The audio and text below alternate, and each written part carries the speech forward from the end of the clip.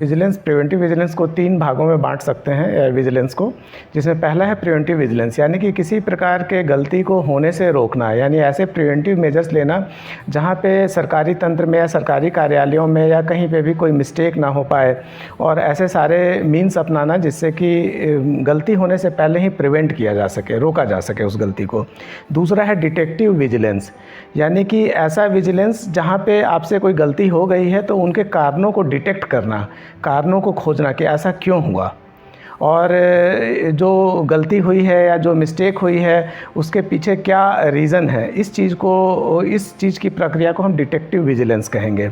और तीसरा है प्यूनिटिव विजिलेंस। प्यूनिटिव यानी कि जो डिटेक्शन के बाद जो गलतियां हुई हैं उसके लिए प्यूनिटिव यानी कि दंडात्मक कार्यवाही करना, यानी कि डिटेक्ट करने के बाद जो लैप्स हुए हैं, जो गलती हुई है उसके लिए त्वरित कार्यवाही करना, ये प्यूनिटिव विजिलेंस होगा, जिसमें कि दोषी कर्मचारियों के विरुद्ध कार्यवाही की अपेक्षा की गई है। तो 3 प्रकार के विजिलेंस हैं। पहला है प्रिवेंटिव विजिलेंस, जिसमें कि रोकथाम और बचाव है। दूसरा डिटेक्टिव विजिलेंस, यानी कि यदि कोई गलती हो गई है तो उसके गलती के कारणों को खोजा जाना कि क्यों गलती हुई है। और तीसरा है प्यूनिटिव यानी दंडात्मक विजिलेंस, यानी कि पनिशमेंट देना, यानी जिनसे गलती हुई है उसको दंडात्मक कार्यवाही करना ताकि आगे भविष्य में इस प्रकार की गलती का दोहराव ना हो। अब विजिलेंस की आवश्यकता क्यों पड़ी या इस प्रकार की ज़रूरत क्यों पड़ी कि सरकारी संस्थानों में सतर्कता की आवश्यकता क्यों पड़ी? क्योंकि आपने इस चीज़ को जाना समझा और पढ़ा होगा कि कई बार भ्रष्टाचार की आम शिकायतें रहती है, कार्य में करप्शन, माल प्रैक्टिसेस, इस वजह से विजिलेंस की आवश्यकता पड़ी, जिसके लिए कि सीवीसी सेंट्रल विजिलेंस कमीशन है, डीओपीटी के बहुत गाइडलाइंस हैं इसके बारे में। भ्रष्टाचार एक मनोवृत्ति है, रिश्वतखोरी, भ्रष्टाचार, गलत साधनों को अपनाना एक मनोवृत्ति है, और इस मनोवृत्ति को दूर करने के भी कई साधन हैं, और प्रिवेंटिव विजिलेंस उन्हीं साधनों में से एक है। अब हम एक एक करके समझेंगे कि भ्रष्टाचार या ये जो गलतियां होती है, प्रिवेंटिव विजिलेंस क्यों ज़रूरत पड़ती है, क्या ऐसी चीज़ें हैं जहाँ पे इतनी त्रुटियां हैं जिसकी वजह से प्रिवेंटिव विजिलेंस की है। तो एक एक करके हम उसको चर्चा करेंगे। एक्सेसिव रेगुलेशन एंड लाइसेंसिंग, जब किसी संस्थान में बहुत ज़्यादा रेगुलेशन या बहुत ज़्यादा लाइसेंसिंग की व्यवस्था होगी, लाइसेंस कोटा राज होगा, तो वहाँ पे करप्शन के चांसेस बढ़ जाते हैं। तो ऐसे में प्रिवेंटिव विजिलेंस या विजिलेंस के भी मामले बढ़ेंगे। कॉम्प्लिकेटेड रूल्स एंड रेगुलेशन, यानी जिस संस्थान में ज़्यादा रूल एंड रेगुलेशन कॉम्प्लिकेटेड होंगे, जो आम लोगों को समझ में नहीं आएंगे, वहाँ पे भ्रष्टाचार के चांसेस बढ़ेंगे, तो वहाँ पे भी फिर विजिलेंस की आवश्यकता पड़ती है। Monopoly over delivery of goods and services, जहाँ पे जो सेवा और वस्तु हैं वहाँ के सप्लाई में या उसके डिलीवरी में मोनोपोली होगी किसी खास संस्था या किसी खास फर्म की, तो वहाँ पे भ्रष्टाचार की संभावना बढ़ जाती है। लैक ऑफ ट्रांसपेरेंसी, यानी कि पारदर्शिता की जहाँ कमी है वहाँ पे भ्रष्टाचार के मामले बढ़ते हैं। लैक ऑफ अकाउंटेबिलिटी, जहाँ पे अकाउंटेबिलिटी की कमी है, जहाँ पे आप किसी को अकाउंटेबल नहीं फिक्स कर सकते, किसी का दोष सिद्धि या उनको जिम्मेदार या जवाबदेह नहीं सिद्ध कर सकते, वहाँ पे भ्रष्टाचार के मामले बहुत बढ़ जाते हैं, क्योंकि दोष सिद्धि करना बड़ा कठिन हो जाता है। टू मच डिस्क्रिशनरी पावर, यानी किसी अथॉरिटी को यदि बहुत ज़्यादा डिस्क्रिशनरी पावर दे दी जाती है तो वहाँ पे भ्रष्टाचार के मामले बढ़ने की बेहद संभावना रहती है, क्योंकि वो अपने डिस्क्रिशन का इस्तेमाल अपने मर्जी से कर सकते हैं, ऐसे इसकी संभावना होती है। पुअर रेगुलेटरी फ्रेमवर्क, यानी रेगुलेटरी फ्रेमवर्क यदि बहुत ख़राब है या बहुत उत्तम क्वालिटी का नहीं है तो वहाँ पे भी भ्रष्टाचार के चांसेस बढ़ जाते हैं। पुअर ग्रीवांस रिड्रेसल मैकेनिज़्म, अब देखिए जहाँ पे भ्रष्टाचार के मामले रहते हैं वहाँ पे ग्रीवांस भी बहुत होते हैं और लोग कंप्लेन और शिकायतें करते हैं, लेकिन महत्वपूर्ण ये है कि यदि ग्रीवांस रिड्रेसल मैकेनिज़्म आपका यदि ख़राब होगा और लोगों की सुनवाई ही नहीं होगी, लोगों की शिकायतों का निवारण नहीं होगा, तो वहाँ पे भ्रष्टाचार के मामले और पनपेंगे। क्यों? क्योंकि दोषी कर्मचारियों को ये लगेगा कि कोई कितनी भी शिकायत कर ले कोई फ़र्क नहीं पड़ता। तो वहाँ पे ये बेहद ज़रूरी है कि भ्रष्टाचार को रोकने के लिए ऐसा मैकेनिज़्म बनाया जाए, ग्रीवांस रिड्रेसल का मैकेनिज़्म, जो दुरुस्त हो, प्रॉम्प्ट हो और निष्पक्ष हो।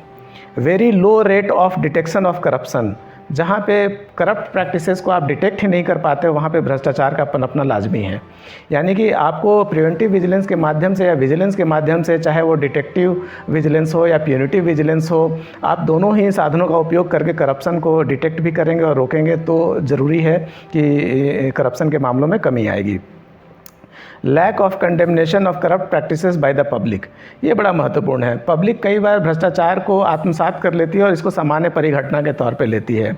यदि आम जनता इसके करप्ट प्रैक्टिसेस का बुराई करना शुरू कर दे और करप्ट प्रैक्टिसेस की निंदा प्रारंभ कर दे और इस मानदंड को अपना ले कि भ्रष्टाचारी व्यक्तियों के लिए सामाजिक बहिष्कार का यदि कोई प्रोविज़न हो या जनता के बीच उसकी छवि बेहद ख़राब तरीके से मानी जाए, जानी जाए, तो शायद आप भ्रष्टाचार को ज़्यादा रोक पाएंगे, क्योंकि भ्रष्टाचार एक सामाजिक मनोवृत्ति है जिसको कि सामाजिक स्वीकार्यता यदि मिलती है तो ये बड़ा गंभीर मामला होता है।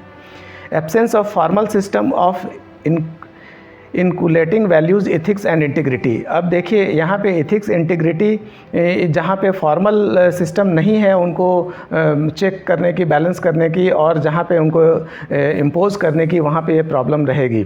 यही वजह है कि एनुअल कॉन्फिडेंशियल रिपोर्ट जो लिखी जाती है उसमें उनकी चरित्र के बारे में, उनके बारे में अलग से नोटशीट लगाने का भी प्रोविज़न होता है, इंटीग्रिटी क्लॉज भी होता है, और उनके एथिक्स, उनके जो बिहेवियर हैं उसके बारे में भी कॉलम्स होते हैं। तो ये बहुत ज़रूरी है कि इन चीज़ों को भी प्रशासन में बहुत अच्छे गहरे शामिल किया जाए ताकि करप्शन पे रोक लग सके। Inadequacy of regular periodic surprise check, देखिए ये बड़ा महत्वपूर्ण है। यदि आप रेगुलर सरप्राइज चेक करेंगे, फील्ड में जाएंगे जहाँ पे आपके सबऑर्डिनेट्स काम करते हैं, जहाँ पे निचले स्तर के कर्मचारी कार्य करते हैं, उनका यदि रेगुलर चेक, पीरियोडिक चेक करेंगे और औचक निरीक्षण करेंगे तो आप यकीन मानिए कि आप भ्रष्ट आचरण को रोकने में सफल होंगे। और ये एक प्रिवेंटिव विजिलेंस का बहुत अच्छा उदाहरण है कि आप मौके पे जाएँ, मौके पे तत्काल कार्यवाही करें और लगातार निगरानी रखें। निगरानी रखने के अलग अलग साधन हो सकते हैं। Rigid bureaucratic framework oblique processes, देखिए कई बार ब्यूरोक्रेटिक फ्रेमवर्क रूल से चलता है, तो ऐसे मामले में कई बार ये भी माना जाता है कि रिजिड फ्रेमवर्क है और इसकी वजह से प्रोसेस जो है काफ़ी लेंदी हो जाता है, लाल फीताशाही बढ़ जाती है और इस वजह से भी भ्रष्टाचार को बढ़ावा मिलने की संभावना रहती है। Lack of awareness about rights, duties, rules, laws etcetera, ये बड़ा महत्वपूर्ण है कि जो कर्मचारी तो छोड़िए, आम जनता और जो अधिकारी कर्मचारी हैं उनको भी कई बार जो राइट्स, ड्यूटीज़ और रूल्स और लॉज की जानकारी इतनी सीमित होती है, कम होती है या नहीं होती है, जिसकी वजह से जाने अनजाने कई मिस्टेक्स होती हैं। तो ये सब कारण हैं जो करप्शन को बढ़ावा देते हैं, जो भ्रष्ट आचरण के तौर में तब्दील होते हैं जाने अनजाने। अब जो पोटेंशियल एरिया ऑफ करप्शन है जहाँ पे प्रिवेंटिव विजिलेंस की आवश्यकता है, उसको हम एक एक करके चर्चा कर लेते हैं। बहुत सारे सरकारी संस्थान हैं, PSU हैं, ऑटोनोमस बॉडीज़ हैं, केंद्र और राज्य सरकार के विभिन्न प्रकार के दफ्तर हैं जहाँ विभिन्न प्रकार की गतिविधियाँ अंजाम दी जाती है। लेकिन प्रिवेंटिव विजिलेंस को अपना करके आप करप्शन के मामलों को या भ्रष्टाचार के मामलों को रोक सकते हैं। जो वल्नरेबल एरिया है करप्शन के, उनको आइडेंटिफाई करना चाहिए। सबसे पहले आप देखेंगे अपने कार्यालय में कौन से ऐसे एरियाज़ हैं जहाँ पे करप्शन के चांसेस हैं, जहाँ पे प्रिवेंटिव विजिलेंस की सबसे ज़्यादा ज़रूरत है। हम सेल्फ ऑडिटिंग क्यों नहीं कर सकते, हम इंटरनल ऑडिट क्यों नहीं कर सकते। बाहरी ऑडिट आप बेशक कराइए, बट जो अपनी इंटरनल ऑडिट है या अपनी क्रॉस चेक है, रेगुलर विजिट है, रेगुलर विजिलेंस है, वो यदि दुरुस्त हो तो आप यकीन मानिए कि करप्ट प्रैक्टिसेस को रोकने में बहुत ज़्यादा मदद मिलेगी। अब कई ऐसे एरियाज़ होते हैं जहाँ पे इंस्पेक्शन यदि आप करते हैं और लगातार निगरानी रखते हैं तो आप सफल होते हैं विजिलेंस के मामले में, प्रिवेंटिव विजिलेंस के मामले में सफल होते हैं। एक बहुत बड़ा क्षेत्र है वो है purchasing, procurement of goods and services. ये हर एक दफ्तर में किसी न किसी रूप में प्रोक्योरमेंट की जाती है, चाहे वो गुड्स की हो या सर्विसेज की हो। अब इसके लिए जनरल फाइनेंशियल रूल 2017 है। अब इसको अभी आप समझेंगे तो गुड्स एंड सर्विसेज करने के लिए पूरी प्रक्रिया बताई गई है जो हर एक सरकारी दफ्तरों पे, PSU पे, ऑटोनोमस बॉडी पे लागू होती है। इसका जनरल फाइनेंशियल रूल का रूल है 149, जो ये कहता है कि आप गवर्नमेंट ई मार्केट प्लेस से सारी चीज़ें खरीदेंगे, जो कि जेम यानी गवर्नमेंट ई मार्केट प्लेस पे जो चीज़ें अवेलेबल हैं, जो उपलब्ध हैं, आप वहीं से परचेज़ करेंगे। उसके अलावा आप कहीं से परचेज़ नहीं कर सकते। यदि आप करते हैं तो ये ऑडिट ऑब्जेक्शन होने के चांसेस हैं।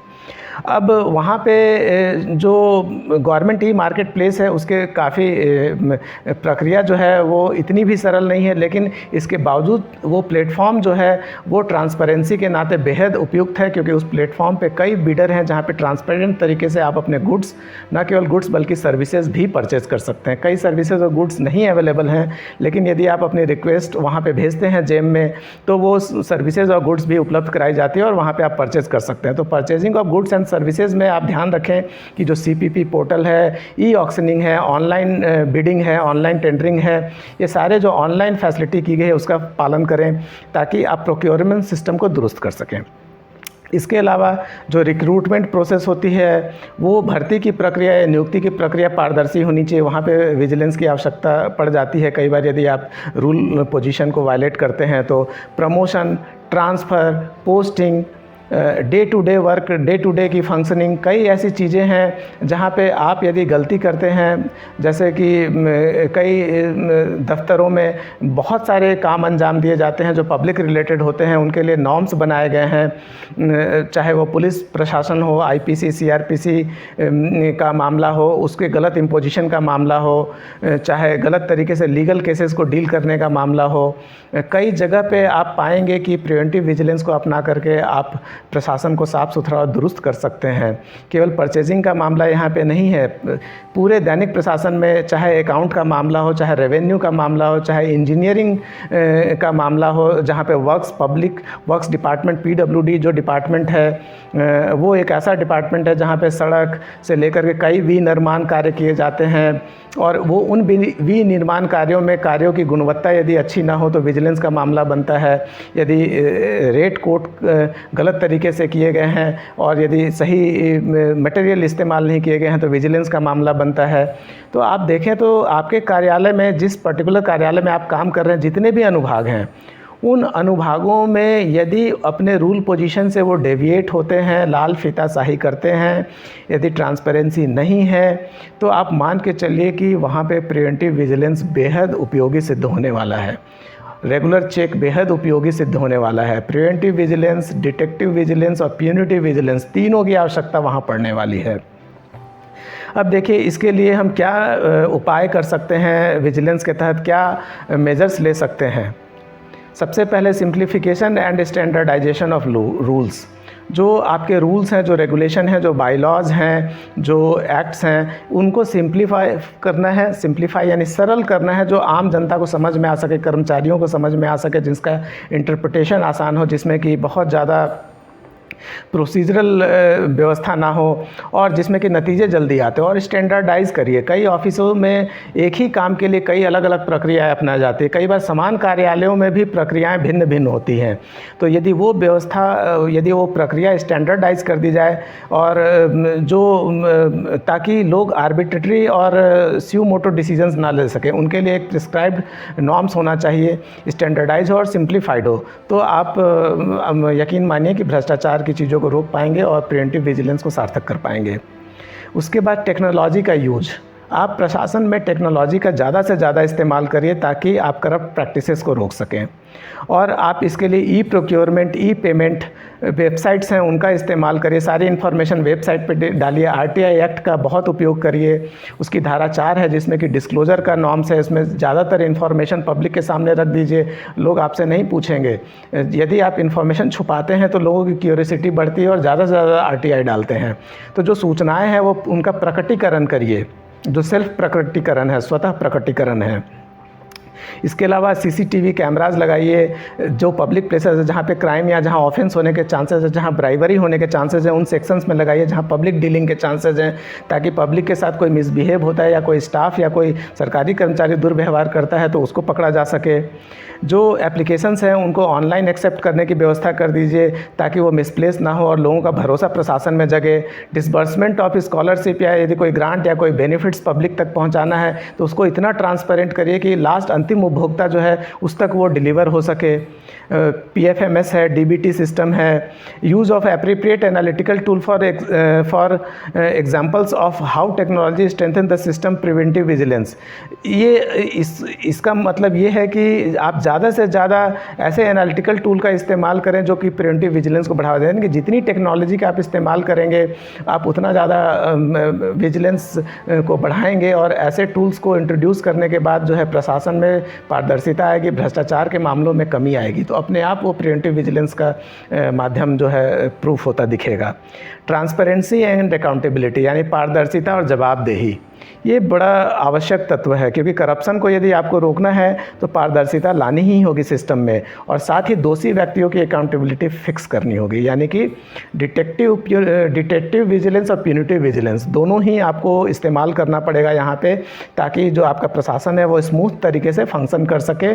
ज़्यादा से ज़्यादा ट्रांसपेरेंसी बढ़ाइए ताकि मिसकंडक्ट को रोका जा सके।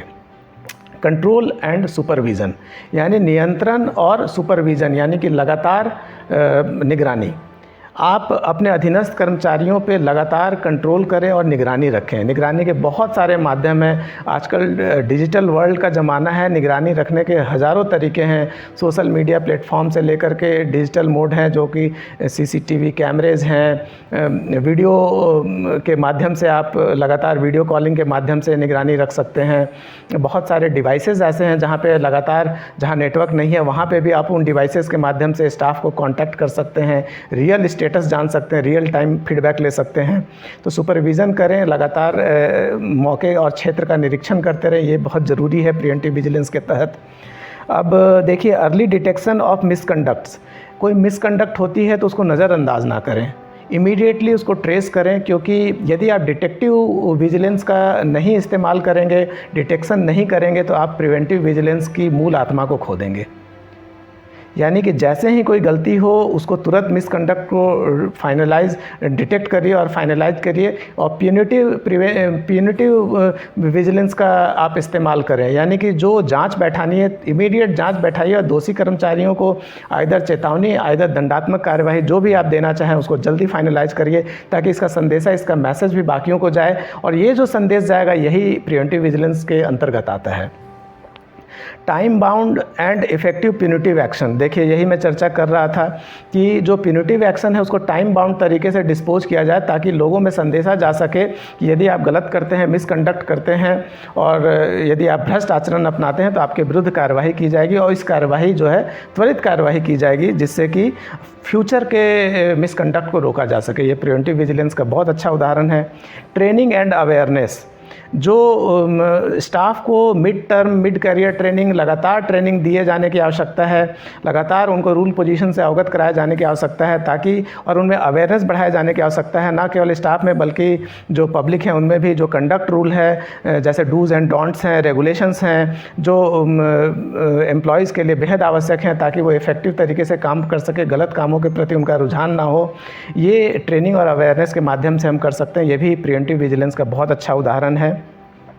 और इसके बाद ना केवल एम्प्लॉय बल्कि अवेयरनेस अमॉन्ग पब्लिक, यानी पब्लिक को भी अवेयर करिए, ताकि एक चेक एंड बैलेंस बना रहे। ये